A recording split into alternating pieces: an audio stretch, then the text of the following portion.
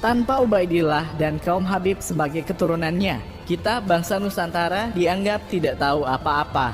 Raisam PBNU telah melakukan kesalahan fatal hilangkan jasa Wali Songo dan anak turunnya sebagai penyebar agama Islam di bumi Nusantara.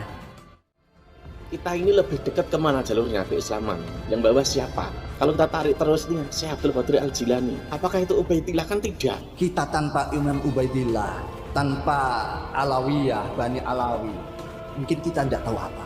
Sumber-sumber keilmuan kita banyak karena jasa-jasa para ulama Alawiyin. Kalau saja ini berandai-andai, karena yang tadi juga berandai-andai, kalau tidak ada kitab ulama dari kalangan Ba'lawi Hadrami maka begini. Kalau mau ekstrim, tidak ada Safinatul Najah. Sebelumnya santri-santri di Nusantara sudah ngaji takrib dan Minhajut Thalibin. Mungkin juga ada yang lain.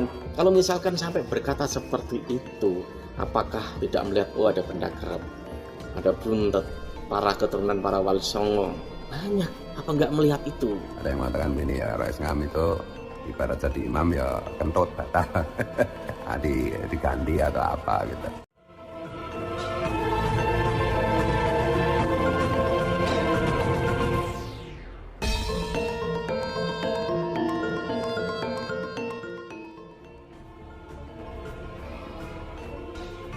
Pernyataan Raisam PBNU Kiai Haji Miftahul Ahyar yang membela nasab kaum Habib dengan merendahkan martabat bangsa Nusantara masih menyisakan luka yang begitu mendalam di hati kita, karena kita tidak menyangka seorang tokoh yang begitu kita muliakan sebelumnya sanggup mengeluarkan kata-kata yang sangat menyakitkan, merendahkan martabat bangsa kita demi membela suatu kaum yang sebagian besar dari mereka kelakuannya sudah sama seperti iblis yang menganggap diri mereka sangat mulia sehingga menganggap rendah manusia lainnya di luar golongan mereka.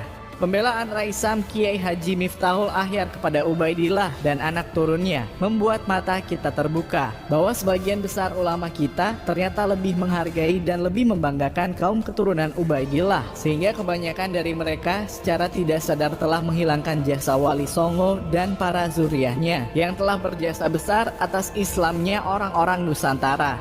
Sangat ironi memang, selama ini para ulama kita selalu mengklaim bahwa NU adalah penerus dakwah dan ajaran Wali Songo. Namun pada kenyataannya, sadar atau tidak, sedikit demi sedikit para ulama kita justru mulai menghilangkan pengaruh Wali Songo di bumi Nusantara dengan menyebarkan doktrin kepada bangsa kita supaya memuliakan secara membabi buta para keturunan Ubaidillah. Para zuriyah Wali Songo yang sedang berjuang mengembalikan kejayaan leluhur mereka oleh para ulama kita justru seolah-olah dimusuhi sejadi-jadinya, dituduh sebagai tukang fitnah dan pengadu domba, serta menyerukan kepada umat supaya tidak mengikuti mereka.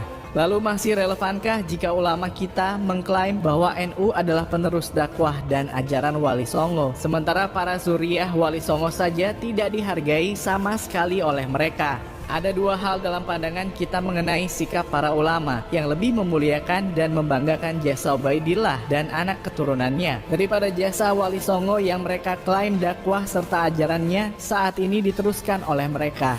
Pertama, jika para ulama kita bukan zuriyah Wali Songo, maka mereka termasuk orang-orang yang tidak tahu berbalas jasa, karena leluhur mereka mengenal Islam adalah berkat perjuangan Wali Songo dan para zuriyahnya, bukan karena Ubaidillah dan keturunannya. Kedua, jika para ulama kita adalah zuriyah Wali Songo, maka betapa zalimnya mereka sudah mengubur pengaruh leluhurnya di bumi Nusantara, menggantinya dengan pengaruh kaum Habib keturunan Ubaidillah. Pembelaan Raisam PBNU kepada Ubaidillah dan anak turunnya yang seolah-olah menghilangkan jasa Wali Songo atas Islamnya bangsa Nusantara bisa jadi adalah wujud dari dua pandangan kita. Antara dia adalah orang yang tidak tahu berbalas jasa atau orang yang zalim karena sudah mengubur peran serta pengaruh leluhurnya.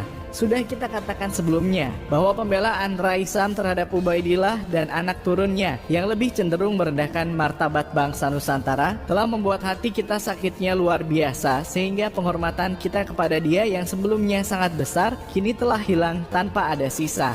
Karena itulah kita tidak akan segan sedikit pun untuk mengkritik dia dengan begitu kerasnya, dan bila perlu kita akan hujat dia jika ke depan ia masih konsisten dengan penghinaannya terhadap bangsa kita. Apalagi sampai membelokkan sejarah keislaman di Nusantara yang seolah-olah jasa Wali Songo ingin dihilangkan dari sejarah, diganti dengan cerita dusta bahwa Islamnya bangsa kita adalah atas jasa kaum Habib keturunan Ubaidillah. Dan itu diawali dengan narasi yang menganggap bahwa bangsa kita mungkin tidak tahu apa-apa tentang agama karena referensi keagamaan kita banyak yang mengambil dari karya anak cucu Ubaidillah. Padahal dalam catatan sejarah, sebelum keturunan Ubaidillah kaum Habib datang ke Nusantara, sudah banyak kitab-kitab karya ulama yang berbahasa Arab maupun berbahasa Jawa yang menjadi referensi para ulama Nusantara.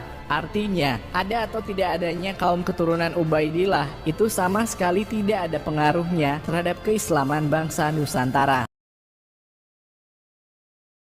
Dan di dalam tasawuf di sini juga di pengantarnya diberikan penjelasan bahwa ditemukan sebuah kitab berbahasa Jawa yang diantara isinya itu sama dengan Bidayatul Hidayah Imam Ghazali. Maka memungkinkan ada kitab-kitab berbahasa Jawa yang mengambil referensi dari kitab-kitab Madhab Syafi'i dalam fikihnya, kemudian dari kitab-kitab Imam Ghazali dan sebagainya. Artinya sekali lagi dari dulu sudah ada kitab-kitab pelajaran bagi santri, entah itu berbahasa Jawa ataupun berbahasa Arab. Yang berbahasa Arab yang paling dikenal dalam konteks fikih adalah Minhajut Thalibin dan Takrib.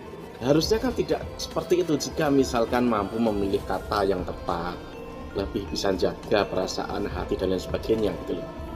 Jangan dianggap pergerakan dari kaum bawah ini dianggap sepele, jangan begitu.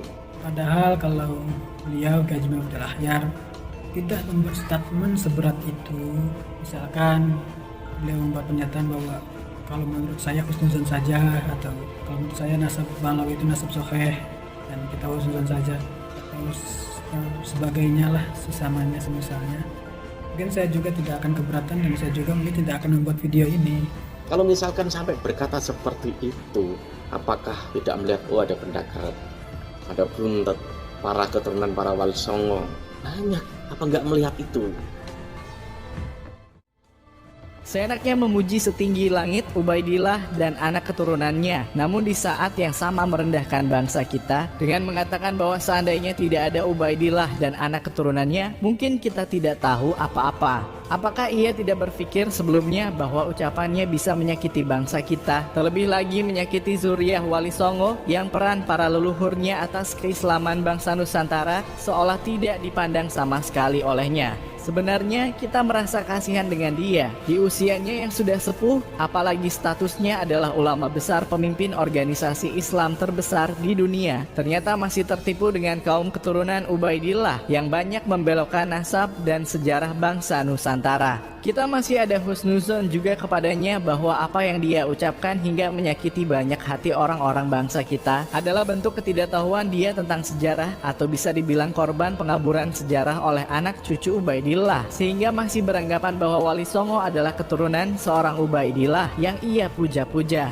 Entah dia tidak tahu atau memang sengaja menutup mata bahwa nasab Wali Songo yang sejalur dengan kaum Habib dan bertemu dengan Ubaidillah adalah hasil dari pembelokan nasab dan sejarah yang dilakukan oleh kaum Habib pada masa penjajah Belanda. Pembelokan nasab Wali Songo oleh kaum Habib yang dicantolkan sebagai keturunan dari leluhurnya yang bernama Ubaidillah itu jelas nyata adanya, karena dalam catatan silsilah keluarga yang dimiliki oleh para zuriyah Wali Songo, datuk mereka jalur nasabnya sama sekali bukan keturunan dari leluhur kaum Habib yang bernama Ubaidillah. Jika orang awam yang tertipu dengan dusta-dusta kaum Habib yang banyak membelokkan sejarah dan nasab para leluhur bangsa, maka sungguh kita masih bisa untuk memakluminya. Namun ketika yang tertipu adalah orang-orang yang bergelar ulama dan mereka justru bersikap taklid buta dengan informasi dusta yang mereka terima tanpa mau menelusuri kebenarannya, maka kita tidak bisa lagi berkata apa-apa karena seorang ulama yang harusnya menjadi pegangan bagi para umatnya ternyata malah terjerumus mengikuti alur yang salah akibat sikap taklid butanya hingga tidak mau dan tidak peduli untuk mengungkapkan kebenaran yang sesungguhnya.